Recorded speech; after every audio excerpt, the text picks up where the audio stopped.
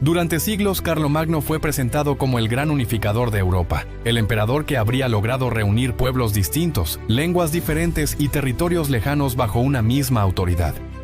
En manuales escolares, en relatos épicos y en discursos políticos, aparece como el padre de Europa. La Europa del siglo VIII no era una entidad esperando ser unificada, no era un proyecto común ni una identidad compartida.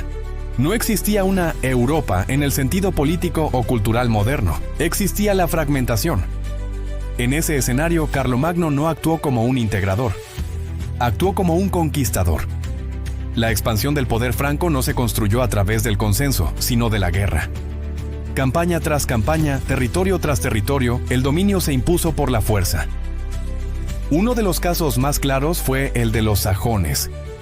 Décadas de enfrentamientos, destrucción de símbolos religiosos, conversiones forzadas. La llamada cristianización fue, para muchos pueblos, una experiencia de violencia y sometimiento. La unidad no fue cultural ni voluntaria, fue coercitiva. Gobernar un territorio tan extenso requería algo más que ejércitos. Requería una administración sólida, instituciones estables y mecanismos duraderos de control. Pero eso fue precisamente lo que Carlomagno no creó. Para administrar el imperio, el territorio fue dividido en condados, ducados y marcas. Cada uno quedó bajo la autoridad de un conde, un duque o un marqués. Estos hombres ejercían funciones militares, judiciales y fiscales en nombre del rey, pero en la práctica gobernaban desde lo local, con amplios márgenes de autonomía. No existía una burocracia central capaz de controlar de manera permanente estos espacios. El poder se fragmentó desde el inicio en unidades territoriales gobernadas por intermediarios. Aquella división, pensada como una herramienta de control, terminó debilitando cualquier posibilidad de un Estado verdaderamente centralizado. Cada noble administraba los recursos, supervisaba la producción y organizaba la vida económica de su territorio. Por su lealtad al rey, recibían dominios que reforzaban su autoridad y consolidaban su poder sobre los habitantes, transformando cada región en un centro de influencia personal dentro del imperio. Estas concesiones, conocidas como beneficia, no formaban parte de un sistema administrativo moderno. No eran cargos impersonales ni temporales en sentido estricto, eran recompensas políticas. Y fue allí donde comenzó a gestarse algo nuevo. La combinación entre tierras otorgadas, poder local y vínculos personales de fidelidad sentó las bases de lo que, con el tiempo, se conocería como feudalismo.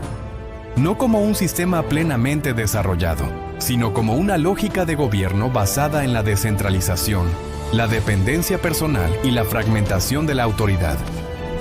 Con el tiempo, esas tierras dejaron de ser revocables, se volvieron hereditarias, y junto con la tierra también se heredó el poder.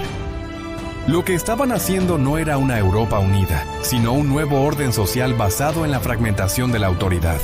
La llamada unificación carolingia no integró culturalmente los territorios, no eliminó las diferencias jurídicas ni sociales, simplemente las administró de manera desigual, sin resolverlas. El imperio funcionaba mientras Carlomagno estaba presente, mientras su figura personal sostenía el equilibrio. Pero ningún sistema verdaderamente sólido debería depender de un solo hombre. Cuando Carlomagno murió, el imperio comenzó a deshacerse. En apenas una generación, el territorio fue dividido entre sus herederos. El Tratado de Verdún, en el año 843, no fue un accidente ni una traición al proyecto original. Fue la consecuencia lógica de un poder sin bases institucionales firmes. Un Estado real sobrevive a sus gobernantes, un imperio personal no. Entonces, ¿por qué Carlomagno sigue siendo recordado como el gran unificador de Europa? Porque el mito fue útil. Sirvió para legitimar imperios posteriores, para construir identidades nacionales y para ofrecer un origen común simple y glorioso a una historia mucho más compleja. Pero la historia no siempre ofrece héroes fundacionales. A veces ofrece procesos ambiguos, contradicciones y legados incómodos. Carlomagno no unificó Europa. La conquistó, la repartió y dejó las bases de un mundo fragmentado que perduraría durante siglos. Tal vez la verdadera ilusión no sea la de una Europa unida, sino la de creer que el pasado fue alguna vez tan simple.